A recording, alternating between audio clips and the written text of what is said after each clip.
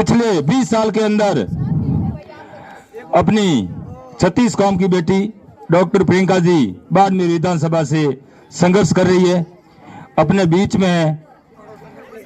लेकिन एक बार टिकट मिला, टिकट मिलने के बाद में कुछ गड़बड़ी हुई, उसकी वजह से अपनी बेटी कुछ वोटों से पीछे रह गई, हार गई। लेकिन जनता ने और डॉक्टर प्रियंका चौधरी को कहा कि अभी आप 5 साल धैर्य रखें, उसके बाद में दोबारा चुनाव आएंगे और यही जनता आपको भारी मतों से विजय बनाएगी। लेकिन उस टाइम ऐन वक्त पे टिकट काट दिया गया। टिकट काटने के बाद में भी चलो अपन ने धैर्य बंधाया कि डॉक्टर प्रियंका जी अपने जनता की भावनाओं में तो आगे है, लेकिन टिकट नहीं मिला, कोई बात नहीं, 5 साल कल निकल जाएंगे। लेकिन 5 साल के बाद में अपन फिर से जनता के बीच में चुनाव लड़ेंगे और विजय हासिल करेंगे। लेकिन सवाई राम जी का स्वागत। लेकिन ऐन वक्त पर टिकट काट दिया गया और सर्वे जब कराया गया बाड़मेर विधानसभा में, तो सर्वे के अंदर जनता की भावनाओं में डॉक्टर प्रियंका चौधरी 1 नंबर पे थी। दोबारा एजेंसियों के माध्यम से सर्वे करवाया, उसमें भी डॉक्टर प्रियंका चौधरी बाड़मेर विधानसभा में 1 नंबर पे रही। लेकिन जनता की भावनाओं के साथ में कुठाराघात करते हुए अपनी बेटी का टिकट काट दिया गया। टिकट काटने के बाद में सभी बाप जी जगरामपुरी जी के पास में गए कि बाप जी आप टिकट ले लो और आपको ये जनता वोट दे देगी, बाकी तो कोई दिख नहीं रहा है और प्रियंका जी को टिकट मिल नहीं रहा है और हमारे पास और तो कोई रास्ता दिखाई नहीं दे रहा है और जगरामपुरी महाराज का आप चुनाव लड़ लो। लेकिन महाराज जी ने कहा अपनी एक बेटी अपने बीच में अपने भरोसे पर 20 साल से अपने बीच में सुख दुख में साथ है, वो संघर्ष कर रही है और उस बेटी का हक को छीन कर एक साधु सन्यासी मैं चुनाव नहीं लड़ सकता, मेरे सामने मना किया। उसके बाद में उनके शब्द थे जगरामपुरी महाराज के, अगर आपकी पार्टी टिकट नहीं देती है तो मेरी झोली है और ये झोली मैं 36 कौम के आगे फैलाऊंगा और इस बेटी को मैं निर्दलीय चुनाव जिता के विधानसभा के अंदर भेज दूंगा। ये शब्द सुन करके मैं पास में बैठा था, मेरी रूह कांप गई, मेरे रोंगटे खड़े हो गए। क्यों? तो बाप जी कह रहे निर्दलीय चुनाव, निर्दलीय चुनाव में जनता ऐसे साथ में कैसे आ जाएगी? बहुत सारी पहले भी कई निर्दलीय चुनाव लड़े थे, अब स्वर्गीय गंगाराम जी जैसे जननायक थे वो तो निर्दलीय चुनाव जीत सकते हैं, लेकिन आज के कंडीशन में जनता कैसे विश्वास करेगी निर्दलीय चुनाव के अंदर कैसे पार पड़ेगी? बाप जी तो शब्द कह दिया है।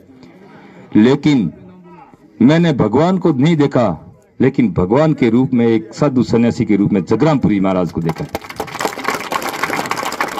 जब जगरामपुरी के नेतृत्व में हर गांव गली के अंदर, हर गांव के अंदर जनसभाएं होने लगी, तो ये बात मेरे को सही साबित होने लगी कि वास्तव में ये भगवान है, भगवान का वचन कभी अड़प नहीं जाता, अपनी भाषा में बोलते हैं। और वो सही साबित हुआ, जनता ने ठान लिया कि बाड़मेर की विधायक होगी तो डॉक्टर प्रियंका चौधरी होगी। यह साबित उसी दिन हो गया था जिस दिन नामांकन रैली जनसभा में जनसैलाब उमड़ा था। बाड़मेर की जनता ने यह साबित कर दिया, आप टिकट मत दो, लेकिन हम भारी संख्या में एक साथ में एकजुट होकर के नामांकन भरवाएंगे और इस बेटी को जिताएंगे। उसी दिन की बात करूं, महाराज जगरामपुरी जी वहां विराजमान थे, 36 कौम की जनता पंडाल के अंदर विराजमान थी। बेटी को दर्द, और दर्द भी क्यों नहीं हो, उसका हक था, उसका खुद का हक, उसकी खुद की मेहनत, अपने 20 से 20 साल का संघर्ष, और एन वक्त में लास्ट में 199 सीट डिक्लेयर करने के बाद 200 नंबर की सीट डिक्लेयर होती है, उसके अंदर उसका नाम काट दिया जाता है। ऐसे वक्त में अपन भी कोई मेहनत करते हैं, एक बच्चा मेहनत करता है और परीक्षा की एन घड़ी में उसको गेट बंद करके बाहर खड़ा कर दिया जाता है, तब उसके साथ में क्या बीतती है, वो डॉक्टर प्रियंका चौधरी के साथ में बीत रही थी। और उसके आंखों से जो आंसू टपक रहे थे ना, उसकी आंखों के आंसू जो दर्द छलका था ना, वो मैंने मेरी आंखों के सामने, आप सभी भी उपस्थित है, आपकी आंखों के सामने, आपकी आंखों के साथ साथ में 36 कौम की जनता की आंखों के अंदर आंसू थे।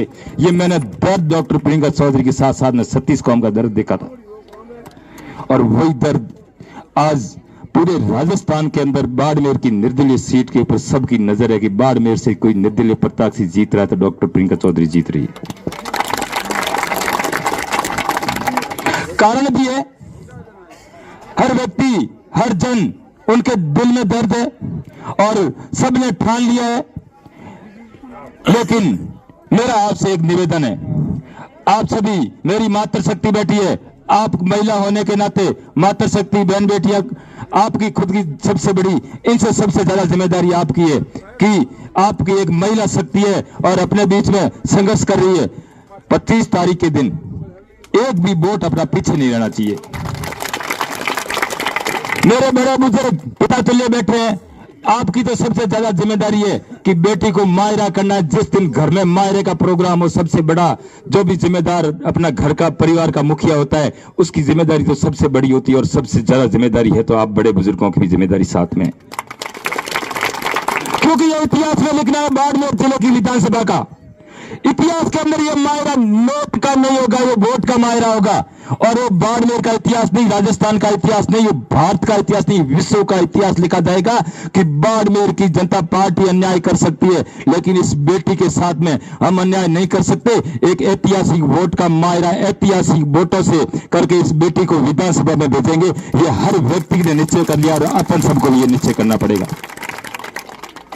युवा साथी खड़े हैं, इनसे भी मेरा निवेदन रहेगा कि आप 25 तारीख को जहां भी अपने बाहर भाई है, जो भी बिजनेस कर रहे हैं, उनसे निवेदन करना कि अपनी बेटी के मान सम्मान की बात है, 36 कौम के मान सम्मान की बात है और सबके दिल में ये ठान लिया है और ये आपके दिल में भी आग लगी हुई होनी चाहिए कि 25 तारीख को सबसे पहले लाइन के अंदर लग करके 7 नंबर बैट के निशान पर बहन के फोटो के आगे अंगूठे से निशान, बैट के निशान के ऊपर बटन दबा करके इस बेटी को भारी मतों से विजय बनाना है।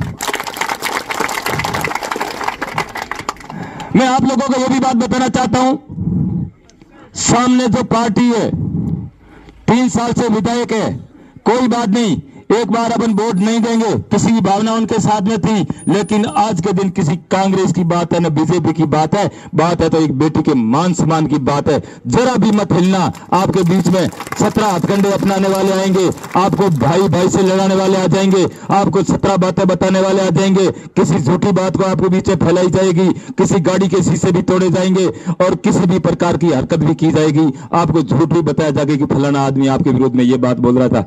झूठी अफवाहों के बीच में नहीं आना है, क्योंकि अपने को बेटी का मायरा बनना है। ये बात अपने जहन में होनी चाहिए, हर व्यक्ति के स्वाभिमान में होनी चाहिए।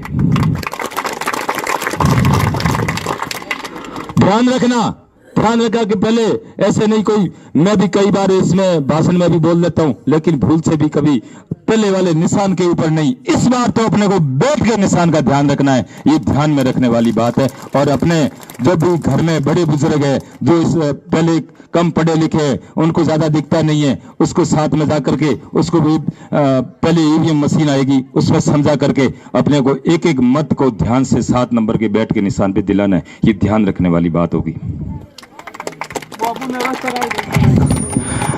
अभी डॉक्टर प्रियंका जी अपने बीच में 15-20 मिनट में आ जाएंगे और आप सब लोग अपना खुद का काम छोड़ के इतनी भारी संख्या में यहाँ पधारे, उसके लिए आपको तहे दिल से धन्यवाद। और उसके साथ में धन्यवाद है मेरी माताएं बहनों को, ये भी अपना काम इस वक्त में छोड़ करके अपने साथ में अपने बराबर संख्या में अपने पास में विराजमान है। आप सबका भी नतमस्तक होकर मैं सम्मान करता हूं, धन्यवाद देता हूं। आप सबसे मेरी फिर से विनम्र निवेदन है कि आप बिल्कुल हिलना मत, डुलना मत, किसी के बहकाव में आना मत, किसी के लालच में मत आना। और इस बेटी के मान सम्मान के लिए किसी भी हालत में कोई कुछ करता है, कोई हरकत करता है, लेकिन अपना एक ही निशान, बटन बैट के निशान पर दबाना है। धन्यवाद। जय हिंद, जय भारत।